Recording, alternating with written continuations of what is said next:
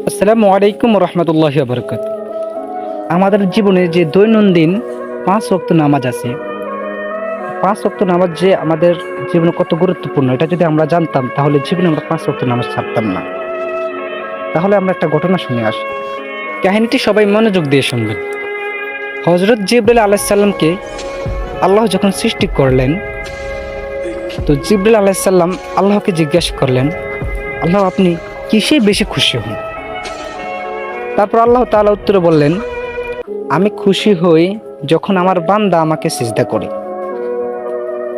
তারপর জিবরাইল আলাইহিস সালাম আল্লাহকে টানা ৩০ বছর সিজদা দিয়ে রাখলেন।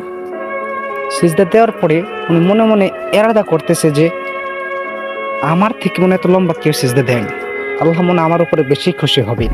জিবরাইল আলাইহিস সালাম আল্লাহর প্রতি মুতাহাজ্জির হয়ে রইলেন, কিন্তু আল্লাহ তাআলার প্রতি পক্ষ হতে কোনো খুশির সংবাদ আসে নাই। পরে জিবরাইল আলাইহিস সালাম জিজ্ঞাসা করলেন, আল্লাহ আমি যে এত বড় সিজদা করলাম, আপনি কি খুশি হন নাই? আল্লাহ তাআলা জানিয়ে দিলেন, জিবরাইল আমি তোমার জবাব দিব, তার আগে তুমি আরশে আজিমের দিকে একটু তাকাও। জিবরাইল আলাইহিস সালাম আরশের দিকে তাকিয়ে দেখলেন আল্লাহ কুদরতির নামের পাশে লেখা আছে লা ইলাহা ইল্লাল্লাহু মুহাম্মাদুর রাসূলুল্লাহ সাল্লাল্লাহু আলাইহি ওয়াসাল্লাম। জিবরাইল আলাইহিস সালাম জিজ্ঞাসা করলেন, আমার সিজদার সঙ্গে এই নামের কি মিল আছে? আল্লাহ বলেন, জিবরাইল আলাইহিস সালাম আমি এই দুনিয়া সৃষ্টি করব মানব জাতির জন্য, জিন জাতির জন্য, হেদায়েতের জন্য।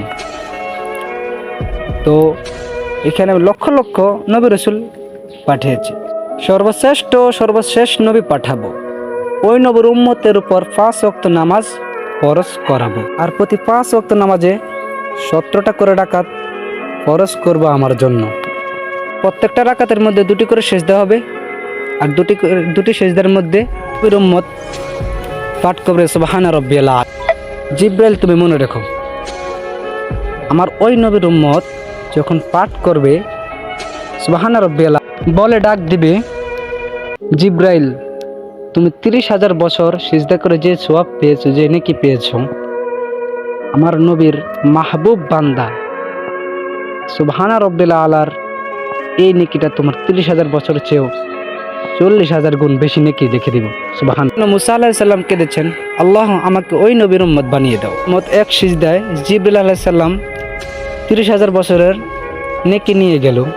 আমরা সেই নবীর উম্মত, আমরা কি করছি আর কি করা দরকার?